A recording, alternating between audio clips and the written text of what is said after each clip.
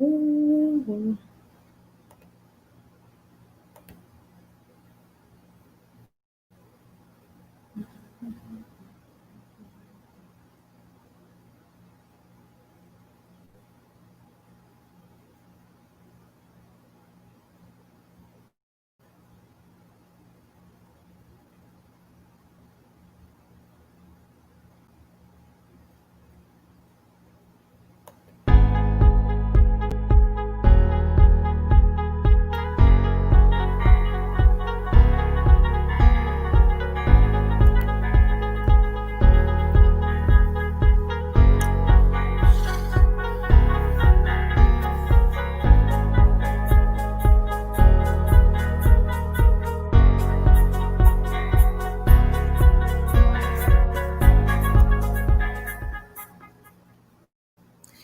Greetings, everybody. What's going on? This your girl Tiffany coming through live in effect right here on the StreamYard.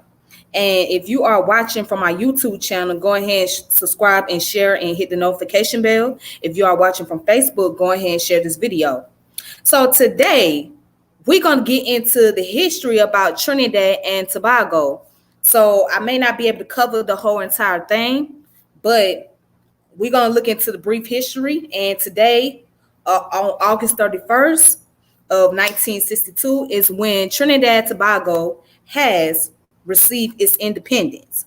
So what I want to do is I want to go into the outline of the history. Then I'm going to discuss about the independence and then give you some sources that you can check out as well. So anyways, let's go ahead and get into Trinidad and Tobago. All right. So I want to show you what the Trinidadian people look like. Now, let me give you a little background. The Trinidadian culture, right? Of course, it's predominantly African, but you also have those who are Asian descent, such as Chinese, and you have those who are like Indian background as well. So it's like a Amish culture, but you have predominantly African descended people in Trinidad. So let me show you what most Trinidadians look like. So here are some pictures of what the Trinidadians look like. Okay. All right. And then let's see. Let me show you another picture. Because again, I told you it's a mixed culture.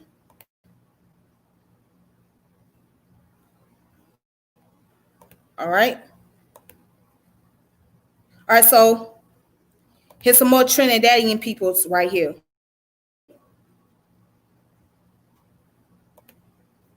Yep. Okay. So now I want to show you guys the flag. So this is the flag of Trinidad. This is a Trinidadian flag.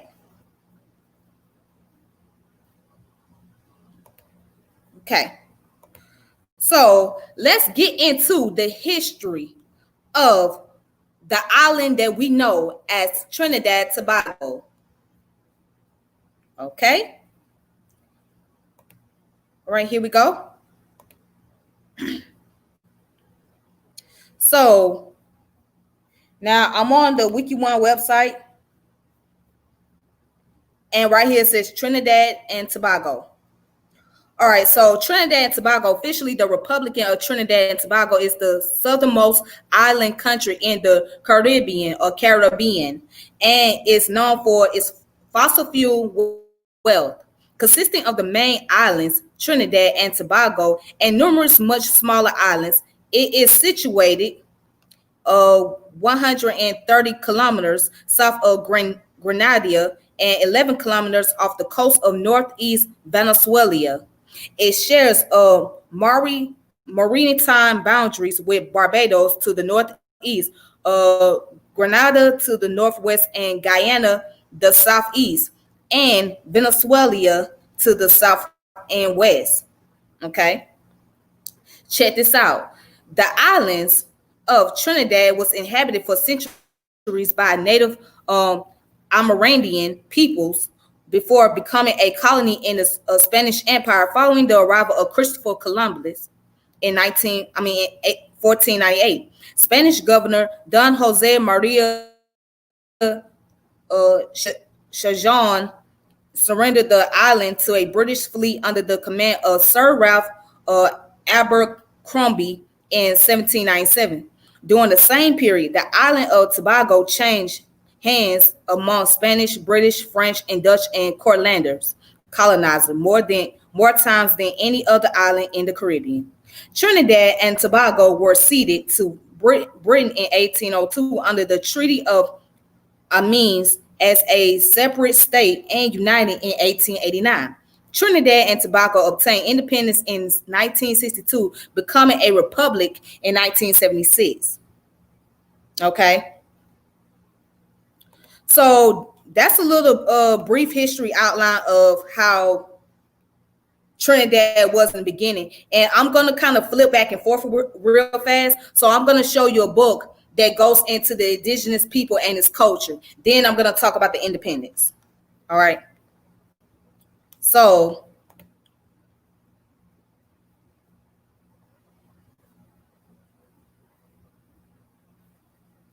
real quick. All right, here's a PDF. It's called The Indigenous People of Trinidad and Tobago from First Settlers Until Today. Okay. So it was written in 2016 by Ari Boomer.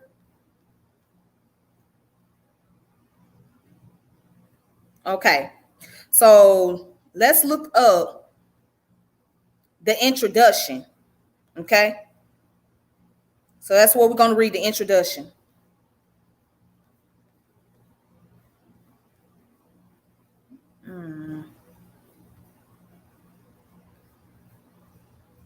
All right, so the introduction say consisting Okay, I can't highlight that. All right, interesting. Consisting predominantly of people of African, Indian, and to a lesser extent European, Chinese, and Lebanese descent. The citizens of Trinidad and Tobago represent one of the most cosmopolitan population in the world. The ancestor of the majority of the present inhabitants of both islands came to the West Indies as slave or indentured laborers during the era of colonial rule, when Trinidad and Tobago were successfully exploited by the metropolitan countries of Europe as a plantation colony, producing cash crops such as sugar, cocoa, coffee, and copra for the world market. At present, the descendants of the original inhabitants of the Twin Island Republic, the indigenous people who lived in Trinidad and Tobago at the time of the Europe encounter, which is 1498, constitute only a small minority among the residents of both islands. This was quite different in the past, since as late as the mid-18th century, these indigenous people, also known as Amerindians, still formed the most numerous population components in Trinidad, then part of the Spanish Empire, and Tobago at the time occupied by any of the European powers. All right. So it says, in spite of their insignificant presence as a population group, still today, the linguistic and cultural heritage of the Amerindians of the Trinidad and Tobago considerably influenced the complicated fabric of two islands society, albeit it is rarely recognized as such. First of all, by the majority of places, names of Trinidad are derived from the indigenous language formerly spoken in the island. This number is much smaller in Tobago, reflecting the limited population of Amerindians still living in the smaller island at the beginning of its unbroken colonial settlement in 1763. All right, besides considerable linguistics long and transference of ways of living took place between the indigenous inhabitants of the Twin Islands and the people of African and European descent who came to replace them. Transmission of life ways occurred predominantly between the Amerindians and the African slave population of colonial times, as well as the island's pleasantry, which evolved out of the latter after the abolition of slavery. They involve a wide range of ecological knowledge, subsistence practices with respect of horticulture, hunting, fishing, and food collecting, and techniques of food preparation, material culture, traditional medicine, and religion. Especially the African slaves and their descendants were profoundly influenced by the Amerindian cosmological concept and religious practice. Thus far, the significance and impact of these transfers are insufficiently appreciated in Trinidad and Tobago, or for that matter, in the other islands of the West Indies. Okay. Now, go down, it says both the pre-Columbian or prehistoric past of the indigenous people of Trinidad and Tobago, as well as their vicissitudes in colonial times, will be reviewed here. At the outset, it is important to realize that Trinidad is the oldest settled island of the Caribbean, and besides was probably traversed by Amerindians even when it was still part of the South American mainland. Thousands of years of cultural development followed, in which the indigenous communities of the Twin Islands experienced a significant development of their society, involving considerable population growth, progress in subsistent practice, food preparation, material culture, and as well as substantial deepening of spiritual beliefs. As the Amerindian had not mastered the art of writing, our knowledge of the pre-Columbian past is entirely based on the archaeological excavation, during which sites where the indigenous people left material trace are dug up. The first documents on the Amerindian lifeways in Trinidad and Tobago appeared with the third voyage of Columbus to the West Indies. The written accounts from European Amerindian contact period also inform us the names of the indigenous people living in the two islands at the time. All right. So basically, the first people that were already on the island was called the Amerindian people, right? They was the indigenous people, the native people. And then later on, when the British got in contact, they brought along the slaves, right, to work on the islands, and they had the indentured workers, which are those who are Indian, Asian background, and etc.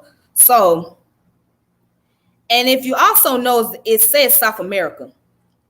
Now, you will come to find out that people from South America have a close relationship with those in the Caribbean. I can give you an example. There was a young lady that I used to work with. Her family, I think they were from Guyana. They were from Guyana, but she was born in Barbados. So her family was from Guyana, which is in South America. They moved to the Barbados.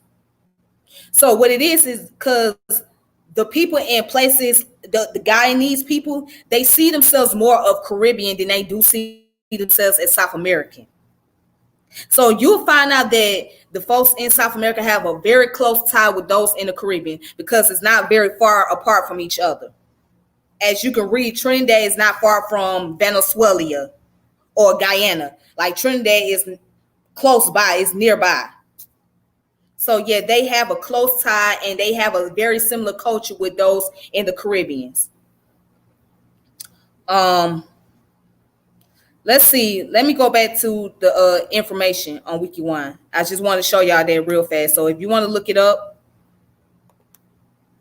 here's the source right here. Let me go back up.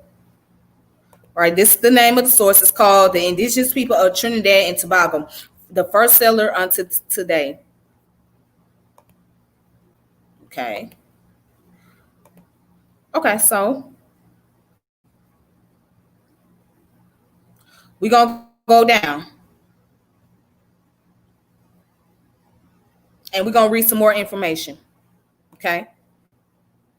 So,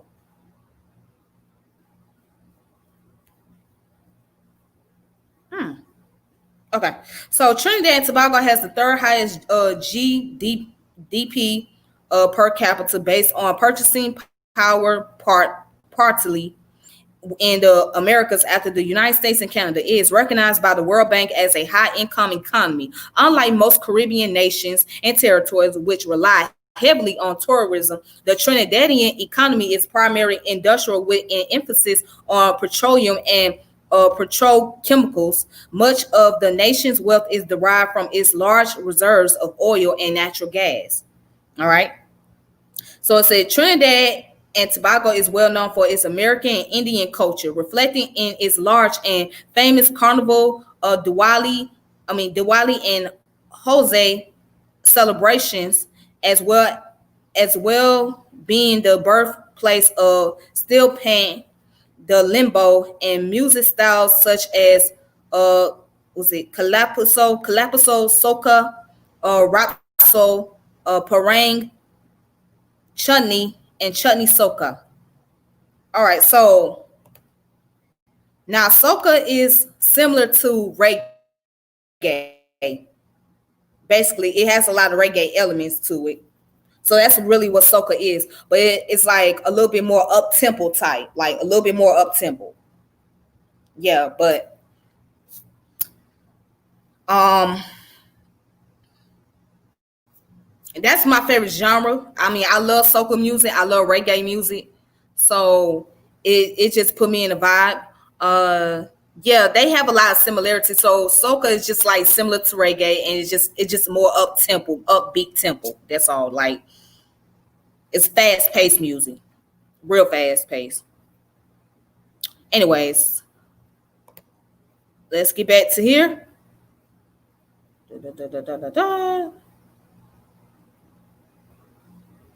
Okay, let's go down what says toponymy. Toponymy. Historian E.L. Joseph claimed that Trinidadians um, Amérindian name was Karari, or land of the hummingbird, derived from the Arawak name for hummingbird, irete or irite. However, other authors dispute this etymology, with some claiming that Karari does not mean hummingbird, Tusky or Tutuchi being suggests as the correct word, and some claiming that Karari or Ire simply means island. Christopher Columbus renamed it La Isla de la Trinidad, the island of the Trinity, fulfilling a vow made before sailing out on his third voyage of exploration. Tobago's cigar-like shape, or the use of tobacco by the native people, may have given its Spanish name Cambaco, Tobago, or Tobacco, and possibly some of its other Amerindian names, such as Alubarea, Black Conch, and this one pronounced as Europeana bit snail, although the English pronunciation is tobacco. Well, so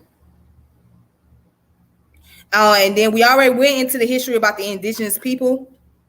Okay, so let's see what else they're talking about down here. Okay, it says that Trinidad was occupied by the various Arawakian speaking group, including the Nipola, Sapola, and Caribbean speaking groups such as Yao, while Tobago was occupied by the islands Caribs and Galabi. Trinidad was known to the native people as Erie, the land of the hummingbird. All right. So we already know that Christopher Columbus came through there. And if you ever want to know where the term West Indies came from, it came from him, because he thought he was in India when he really wasn't in India. He was in the Caribbean, or what's known today as the Caribbean. All right, so let's look up down where it says influx of French settlers. Since Trinidad was considered underpopulated, Romain de Saint Laurent, a Frenchman living in Grenada, was able to obtain a cedula de poblacion from the Spanish King Charles III on November the 4th of 1783. Cedula de poblacion had previously been granted in 1776 by the king, but did not show results, and therefore the new cedula was more generous. It granted free land and tax exemption for 10 years to the Roman Catholic foreign settlers who were willing to swear allegiance to the King of Spain. The Spanish also gave many incentives to lure settlers to the island, including exemption from taxes for 10 years and land grants in accordance with the terms set out in the Cedulia. The land grant was 30 frenegas for each free man, woman, and child, and half of that each slave that they brought with them. The Spanish sent a new governor, Jose Maria Chachon, to implement the terms of the new Cedulia. All right. So, and then right down here it goes on to talk about how the British had ruled. So we already talked about Sir Ralph Abercrombie and how he invaded Trinidad.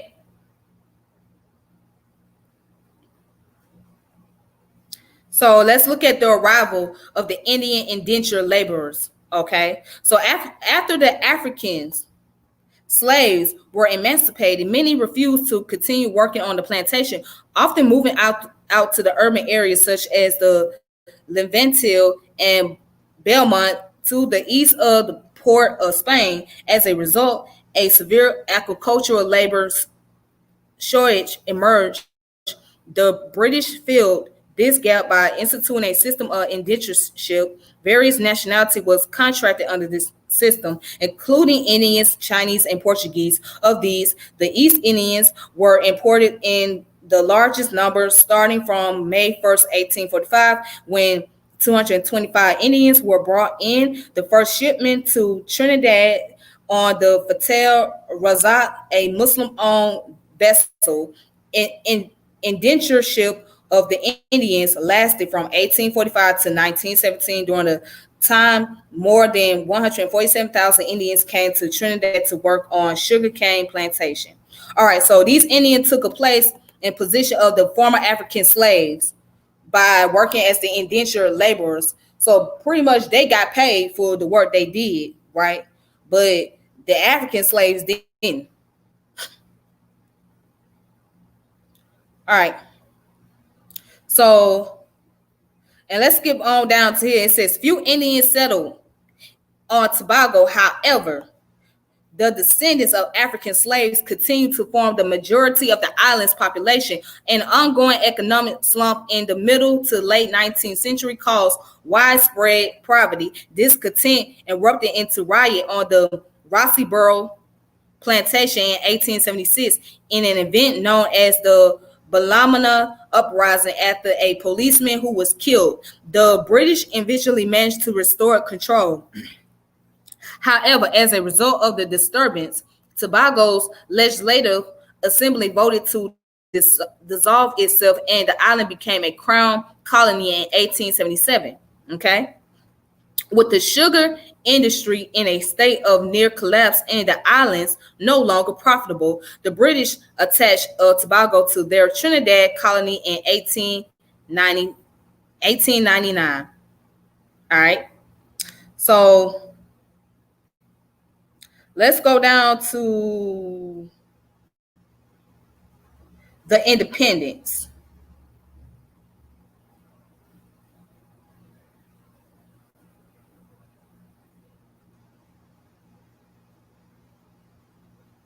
Okay, so right here.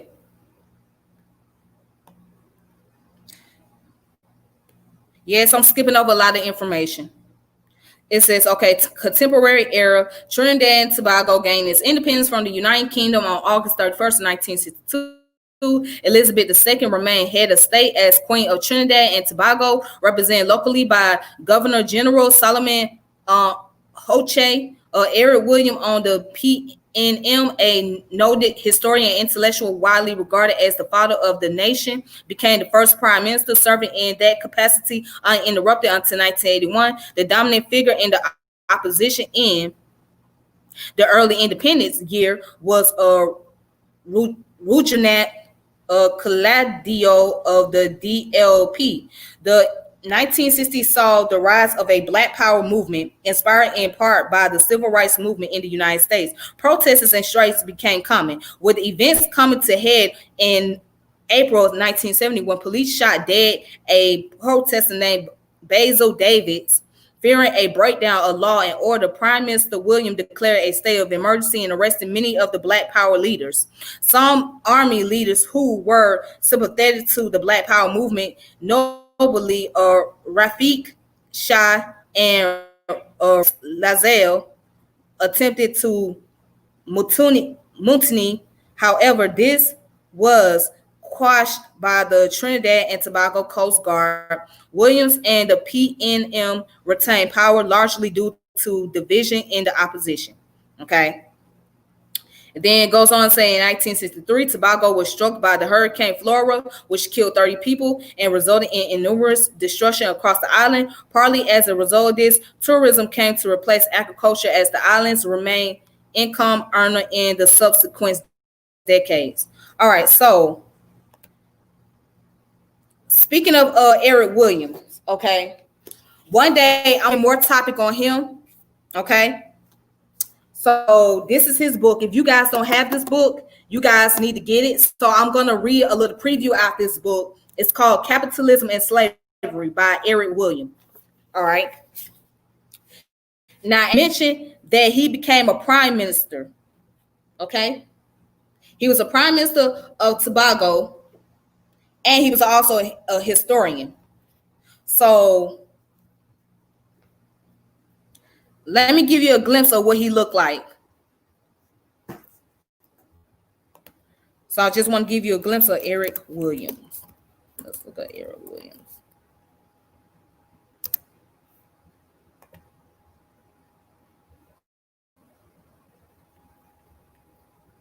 Okay, so this is Eric Williams right here. Okay, he was the prime minister.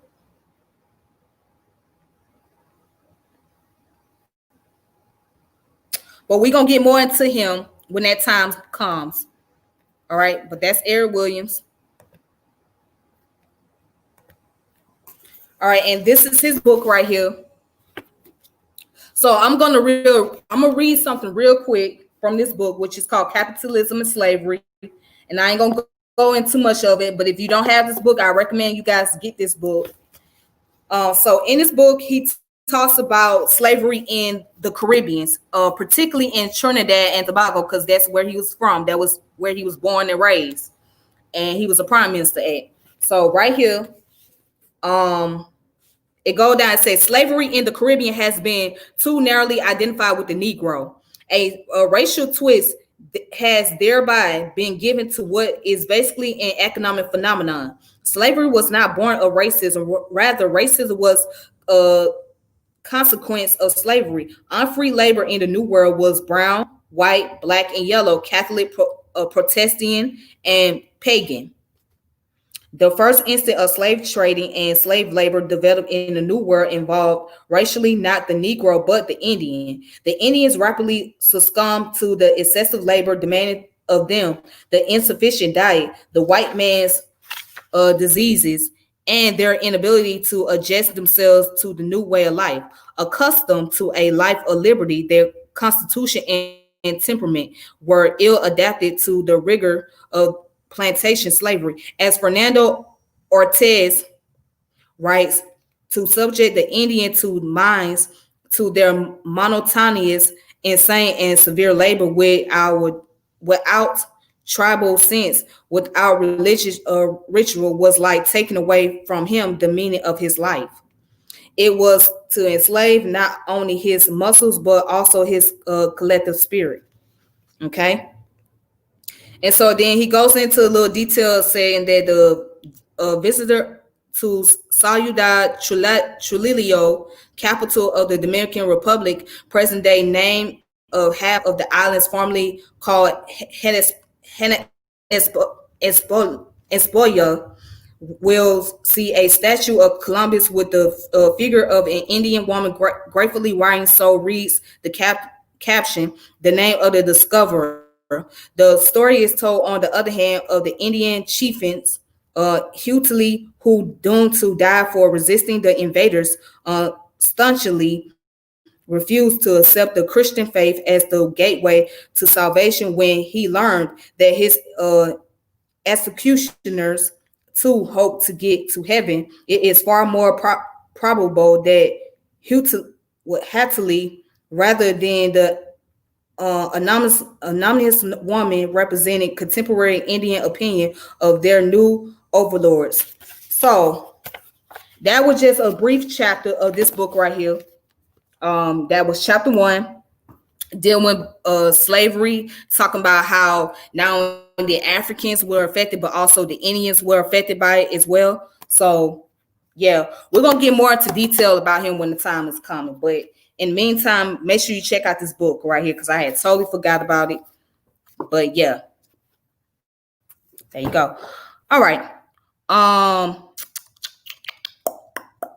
just want to show you guys something else. So let's talk about the people and the culture.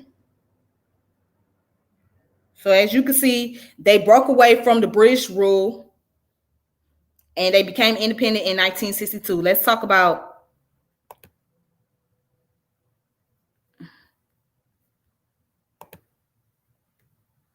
let's look at the biodiversity.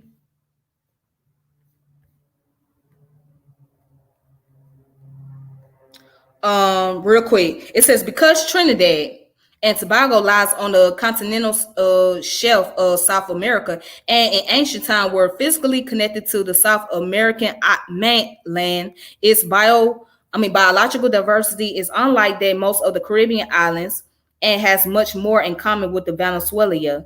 The main ecosystem are coastal and marine coral reefs, mangrove swamps, and open ocean and seagrass beds.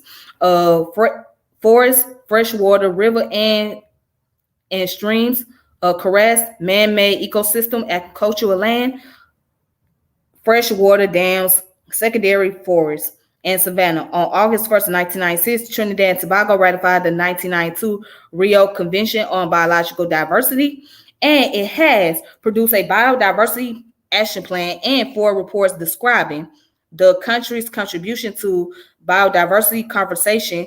These reports formally acknowledge the importance of biodiversity to well-being of the country's people through a provision of ecosystem services. All right. Let's see what else we can find over here.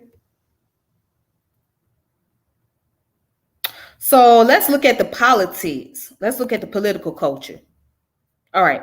So here it is. The political culture of Trinidad and Tobago is the two main parties are People's National Movement and United National Congress. Another recent party was the Congress of the People.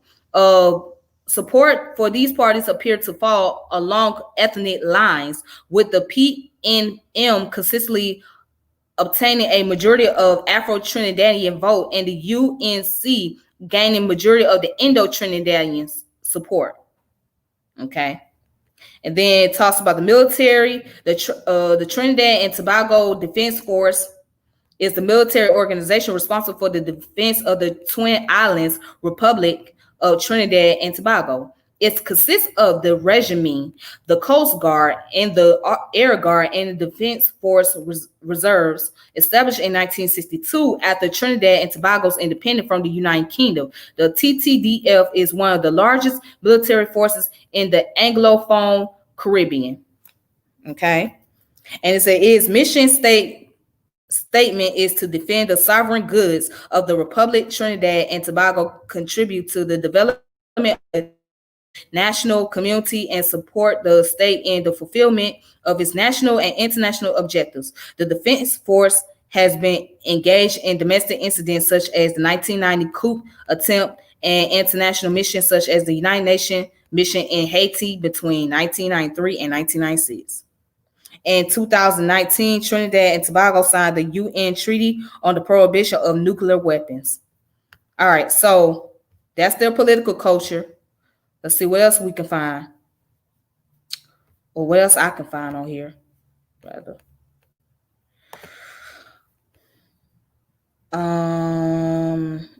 Let's look at law enforcement and crime.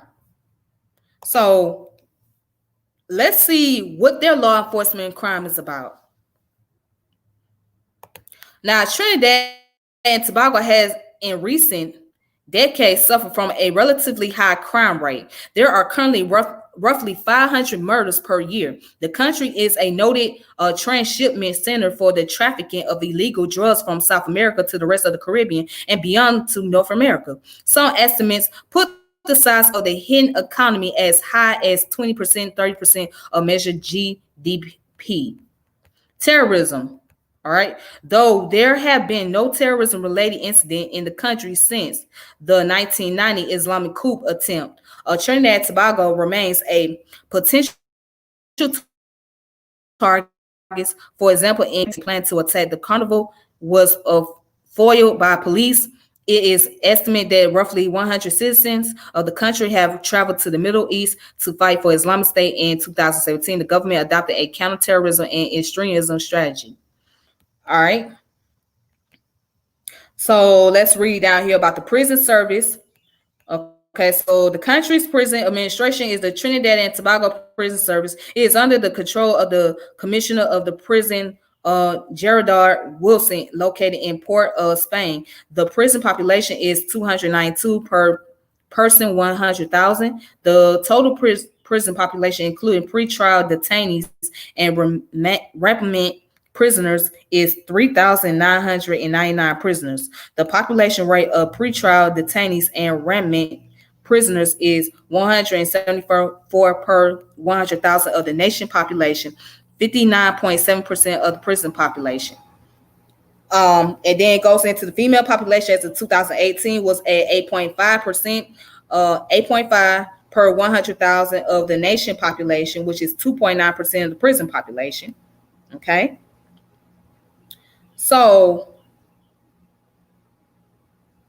what I'm going to do is look down at the demographics. So you can see the demographics right here. Let me blow that up. Okay, let's go down to where it says demographic. Okay. So as you see, the demographics as of the population in 2019 is at 1,363,985. That was in 2019, but in 1851 is 82,978. That's what it was in 1851. Okay. Now, let's look at the ethnic group. The ethnic composition of Trinidad and Tobago reflects a history of conquest and immigration. While the earliest inhabitants were Amerindian heritage, so the two dominant groups in the country are now those of South Asian and African heritage. Indo-Trinidadian and Tobagoans make up the country's largest ethnic group, approximately 35.4%. They are primarily the descendant of indentured workers from South Asia, mostly from India, brought to replace free African slaves who refused to continue working on the sugar plantation. Through the cultural preservation, many residents of Indian descent to continue to maintain tradition from their ancestral homeland. Indo-Trinidadians reside primarily on Trinidad. As of 2011 census, only 2.5% of Tobago's population was of Indian descent. All right. Now, and it says the Afro-Trinidadians and the Tobagoans makes up the country's second largest ethnic groups, with approximately 34.2% of the population identified as being African descent. The majority of the people of African background are descendants of slaves forcibly transported to the islands from as early as the 16th century. This group constituted the majority on the Tobago at 85.2%.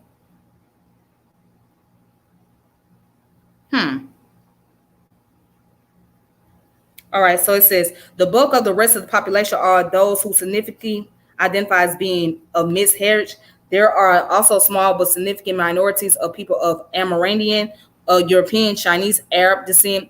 Arima on Trinidad is a noted center of Amerindian culture. Okay.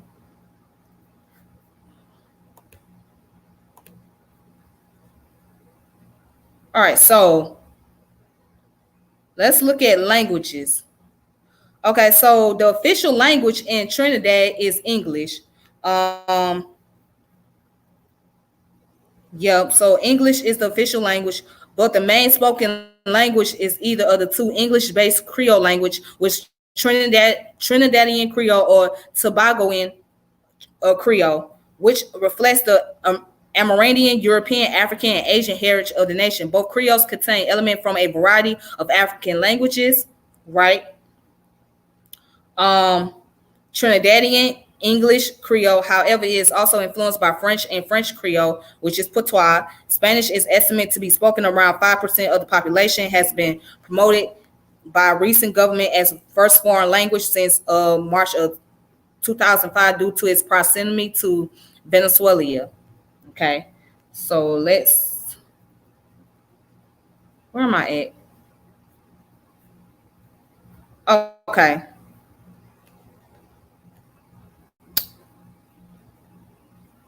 So let's look at the religion.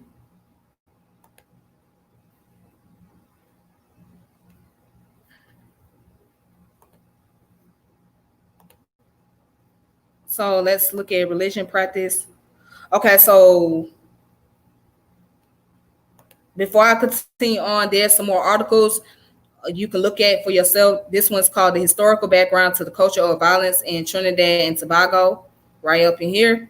You can find it on Caribbean Review of Gender Studies, the University of the West Indies Institute of Gender and Development Studies, issue 4, 2010.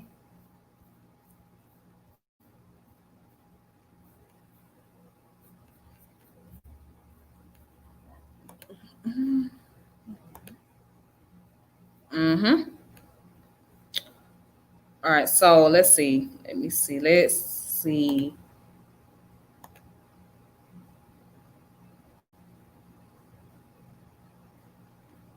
Let's go into religion real quick. Damn, the hell.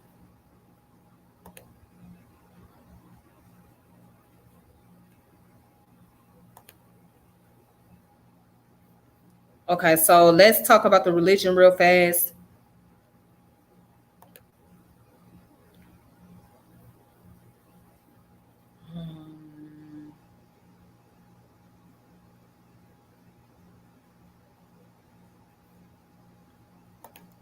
All right, so the Afro-Caribbean syncretic groups, spiritual Baptists, all the way down to Santeria, Orisha, Rastafari, right? And the Baha'i faith, right? The Baha'i faith in Trinidad and Tobago begins with a mention by Abdul Baha, then head of the religion, in 1916, as the Caribbean was among the places Baha'is should take the religion to. Okay. And then you got the Hindi groups right here. So Hinduism is another practice in Trinidad as well. Then Islam is another culture, is another religious practice in Trinidad. That's the masjid. Then you got Jewish groups out there, or Judaism is practiced out there as well. Okay, so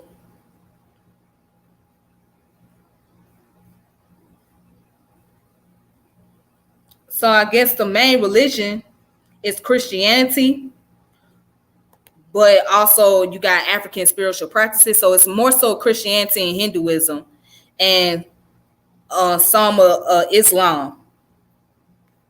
All right.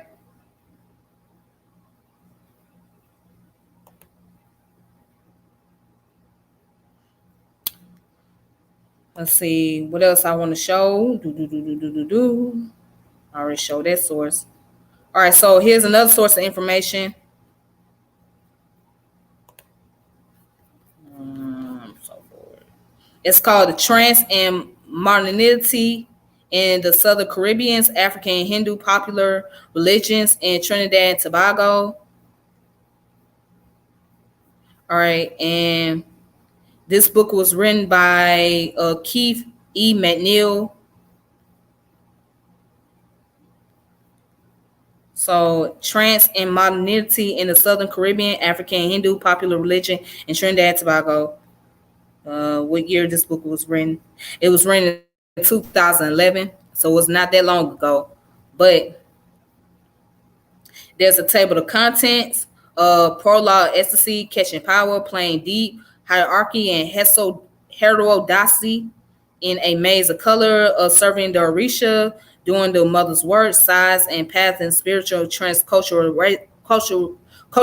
relation, culturation in the Southern Caribbean, religion and the politics of diaspora in the era of post-colonial multiculturalism, ecstasy and exile, creolization and syncretism. So, yeah. There you go. If you guys want to look up that book, y'all can do that on your own term right here. Okay.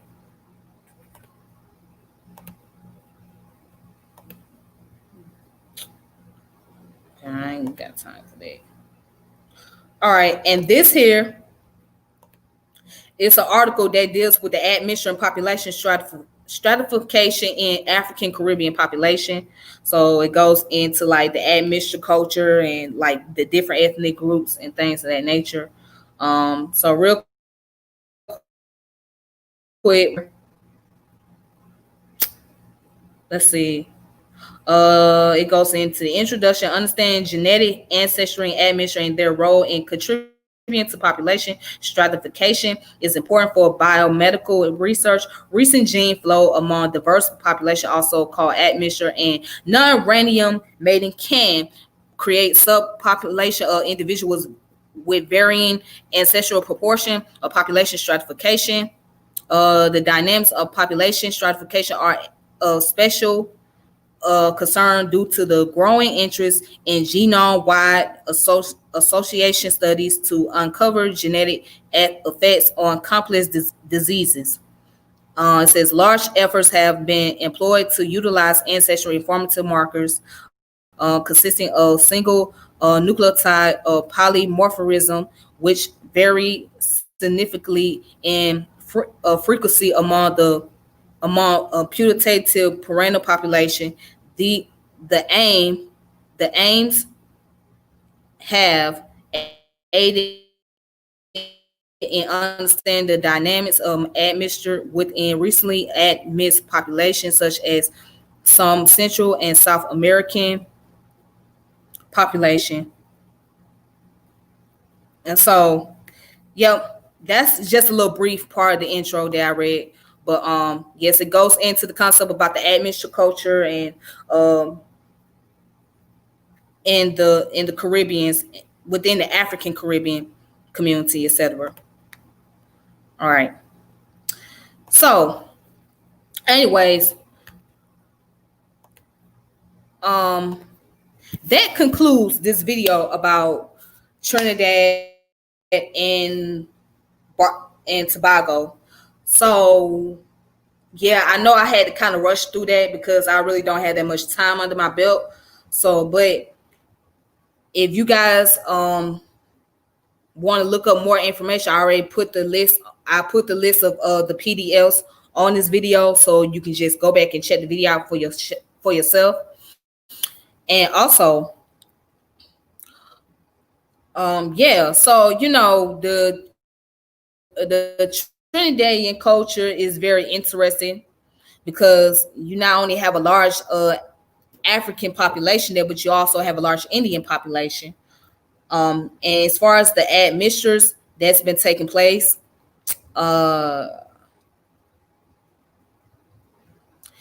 yeah, so many countries in the Caribbean is pretty much dominated by the African descendant people. So you will see a lot more African descendant people in the Caribbean than any other people because of the large slave population that has taken place. So places like South America and Latin America and Caribbeans had a very large slave population and a large number of African descendant people there than they did in America. So America, right, only like about 5% of the slaves were brought here the first time, and then from that group of slaves came about a population of another slaves, right, and then that group of slaves had offsprings and so on and so far, and then there was those who was transported from the Caribbeans that were brought over here to this land to work. So if you take your ancestry test, you may discover that you have some Caribbeans in your family. Okay, that's not too far back, or that was not too long ago, because of all that trading that was taking place, and then you had those who immigrated to this country. So, like for me, for example, based on my DNA testing from 23andMe, I was told based on that result that I have some traces going back to Jamaica. So I have some ancestry going back to Jamaica.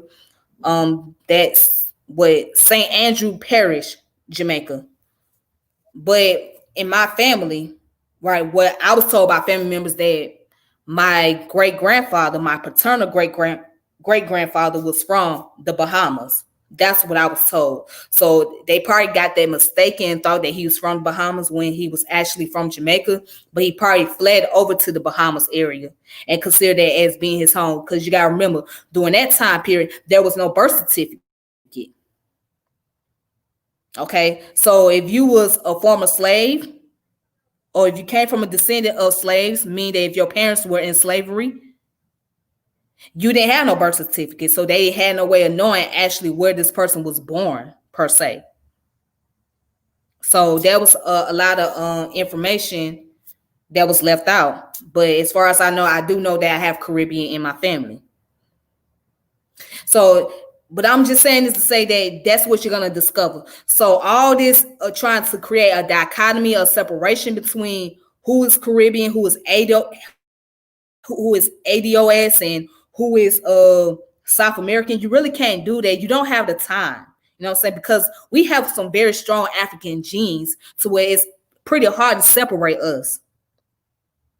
You know, and it's a very diverse culture in the United States, especially when you go to places like New York, you're gonna find a lot of diversity, especially from Black population, especially from those who are Puerto Rican, Cubans, South American, Trinidadian, Haitian.